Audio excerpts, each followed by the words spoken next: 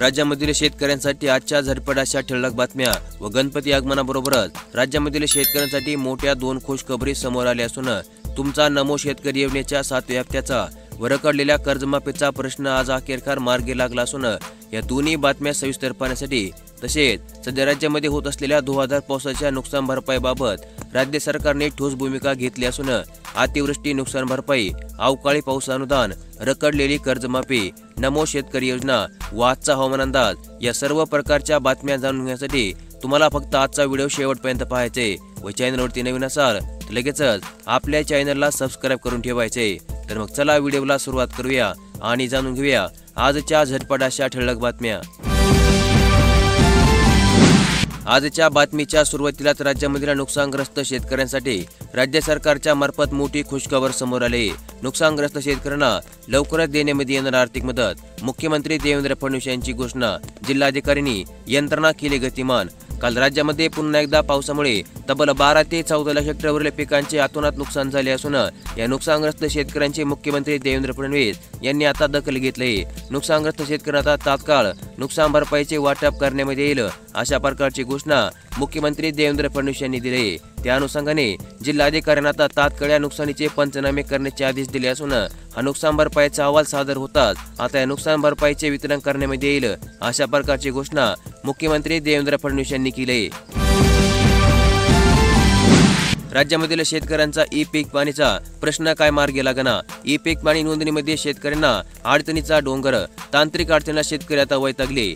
E पीक पाणी नोंदणीला नेटवर्कचा अडथळा, शेतकरी आता अडचणीमध्ये। ई पीक पाणीच्या नोंदी आता करण्यासाठी सुरुवात झाली असून मोबाईल ॲपच्या माध्यमातून ई पीक पाणी नोंदवताना शेतकऱ्यांना अनेक अडचणींचा सामना करावा लागत आहे। ग्रामीण भागामध्ये अनेक ठिकाणी ई पीक पाणी नोंदणी करताना नेटवर्कचा अडथळा येत असल्यामुळे शेतकऱ्यांची अडचण निर्माण झाली। शेतकरी राजाच्या मोबाईलला नेटवर्क आले तर सर्व्हर चालत नाही, त्यामुळे भरलेली माहिती अपलोड होत नसल्यामुळे शेतकऱ्यासमोर आता एक अत्यंत मोठा डोंगर उभा राहिला आहे। आणि आता ही नुकसान भरपाईची पाहणी कशा प्रकारे करायची आणि ई पीक पाणी कशा प्रकारे करायचे अशा प्रकारचे मोठे प्रश्न शेतकऱ्यांच्या समोर सध्या उभे राहिले आहेत। राज्यामधील कांदा उत्पादक शेतकऱ्यांसाठी अत्यंत मोठी खुशखबर, कांदा अनुदानाचा आता अखेरकार मार्ग मोकळा। शासनाने 2 वर्षापूर्वी कांदा उत्पादक शेतकऱ्यांना प्रति क्विंटल 350 रुपये अनुदान जाहीर केले होते। मात्र पात्र असून देखील केवळ तांत्रिक अडचणीमुळे अनेक शेतकरी या अनुदानापासून वंचित राहिले होते आणि आता याबाबत केलेल्या पाठपुराव्याला यश मिळाले असून शासनाच्या मार्फत आता कांदा उत्पादक शेतकऱ्यांना 52,81,644 रुपयांचे अनुदान आता पुन्हा एकदा मंजूर करण्यामध्ये आले आणि ही रक्कम शेतकऱ्यांच्या बँक खात्यामध्ये पुढील 8 दिवसांमध्ये जमा करण्यामध्ये येईल अशा प्रकारची घोषणा पणन विभागाच्या मार्फत करण्यामध्ये आली। राज्यामधील सोयाबीन उत्पादक शेतकऱ्यांसाठी अत्यंत महत्त्वपूर्ण अशी बातमी, बाजारामध्ये आवक वाढतात, सोयाबीनच्या दरामध्ये पुन्हा एकदा घसरण, शेतकऱ्यांमध्ये संभ्रमावस्था, कमाल सरासरी दर 4700 रुपयांच्या खाली। मागील काही दिवसांपूर्वी बाजार समित्यामध्ये मात्र सोयाबीनच्या दरामध्ये तेजी पाहायला मिळाली होती। यानंतर दरवाढीच्या अपेक्षेने साठवणूक करणाऱ्या शेतकऱ्यांनी सोयाबीन विकण्यामध्ये भर दिला आणि त्यामुळे बाजार समित्यामध्ये सोयाबीनची आवक वाढू लागली। बाजार समित्यामध्ये सोयाबीनची आवक वाढू लागताच दरामध्ये पुन्हा एकदा घसरण सुरू झाले आहे। आता सोयाबीनला सध्या 4730 रुपयापर्यंत दर बाजार समित्यामध्ये पाहायला मिळत आहे। धान बोनसच्या प्रतीक्षेमध्ये असणाऱ्या शेतकऱ्यांसाठी मोठी खुशखबर, 19,07,00,000 रुपये शेतकऱ्यांच्या बँक खात्यामध्ये आता जमा करण्यामध्ये आले आहेत। 7,656 शेतकऱ्यांना धान बोनसचा लाभ आता वितरित करण्यामध्ये येत आहे। कृषी उत्पन्न बाजार समिती मूल्य यांच्या माध्यमातून आधारभूत धान खरेदी केंद्राच्या माध्यमातून नोंदणी केलेल्या 7,656 शेतकऱ्यांच्या बँक खात्यामध्ये बोनसची रक्कम आता थेट जमा करण्यामध्ये येत आहे। एकूण 19,07,98,200 रुपयांचा निधी शेतकऱ्यांच्या बँक खात्यामध्ये वळवण्यामध्ये आला असून यामुळे सणासुदीच्या पार्श्वभूमीवर शेतकऱ्यांना मोठा आर्थिक दिलासा मिळण्याची शक्यता आता वर्तवण्यामध्ये येत आहे। राज्यामध्ये काल पुन्हा एकदा झालेल्या अतिवृष्टीमुळे बाधित शेतकऱ्यांना कृषी मंत्री यांचा धीर, शासन अतिवृष्टीग्रस्त शेतकऱ्यांच्या पाठीशी खंबीरपणे उभे आहे। कृषी मंत्री दत्तात्रय भरणे यांचे आव्हान, शेतकरी आपल्या समाजाचा कण आहे, शासन त्याला संकटामध्ये कधी एकटे सोडणार नाही व जिल्ह्यामधील प्रत्येक शेतकऱ्याची व्यथा मी प्रत्यक्ष पाहिली आणि ऐकली आहे, त्यामुळे शासन अतिवृष्टीमुळे बाधित शेतकऱ्यांच्या पाठीशी कायम उभे राहील अशा प्रकारची ग्वाही कृषी मंत्री दत्तात्रय भरणे यांनी दिली. याबरोबरच प्रत्येक जिल्ह्यामधील जिल्हाधिकाऱ्यांना त्या जिल्ह्यातील नुकसानीचे पंचनामे करण्याचे आदेश दिले असून आता अहवाल प्राप्त होतात तातडीने या नुकसानग्रस्त शेतकऱ्यांना मदतीचे वाटप करण्यात येईल अशा प्रकारचे आश्वासन देखील कृषी मंत्री महोदयांनी दिले आहे. राज्यामधील दूध उत्पादक शेतकऱ्यांसाठी अत्यंत मोठी खुशखबर. शेतकऱ्यांसाठी मोठी बातमी. दूध दरामध्ये वाढ. शेतकऱ्यांना बप्पा पावला. गणरायाच्या आगमनादरम्यान शेतकऱ्यांना मोठा दिलासा मिळाला असून पुणे जिल्हा सहकारी दूध संघाने गाईच्या दरामध्ये 2 रुपये प्रति वाढ करण्यात आली असून आता दूध संघाचे अध्यक्ष ॲडव्होकेट स्वप्नील बाळासाहेब ढमढेरे यांच्या मार्गदर्शनानुसार हा निर्णय घेण्यात आला आहे. आज 27 ऑगस्टपासून नव्या दराची घोषणा करण्यात आली असून या दराची अंमलबजावणी आता उद्यापासून करण्यात येईल आणि या निर्णयामुळे दूध उत्पादक शेतकऱ्यांना जणू गणपती बाप्पा पावला असेच म्हणावे लागेल. देशामधील शेतकऱ्यांसाठी अत्यंत मोठी खुशखबर. शेतकऱ्यांना सरकारची खास भेट. आज 3200 कोटी रुपये शेतकऱ्यांच्या बँक खात्यामध्ये जमा होणार. देशामधील 30 लाख शेतकऱ्यांसाठी आज आनंदाचा दिवस असून पंतप्रधान किसान सन्मान निधी योजनेचे 2000 रुपये तुमच्या बँक खात्यामध्ये जमा झाल्यानंतर आज पंतप्रधान फसल बीमा योजनेअंतर्गत आणखीन पैसे शेतकऱ्यांच्या बँक खात्यामध्ये जमा करण्यात येणार आहेत. राजस्थान येथील झुंझुनू येथे कार्यक्रमादरम्यान हे पैसे शेतकऱ्यांच्या बँक खात्यामध्ये जमा करण्यात येतील अशा प्रकारची घोषणा करण्यात आली. केंद्रीय कृषी आणि शेतकरी कल्याण मंत्री शिवराज सिंह चौहान आणि राजस्थानचे मुख्यमंत्री भजनलाल शर्मा यावेळी या कार्यक्रमाला संबोधित करत होते आणि या दरम्यान देशामधील शेतकऱ्यांसाठी खुशखबर देण्यात आली असून आता देशामधील शेतकऱ्यांच्या बँक खात्यामध्ये 3200 कोटी रुपयांची रक्कम केंद्र सरकारच्या मार्फत जमा करण्यात येणार आहे.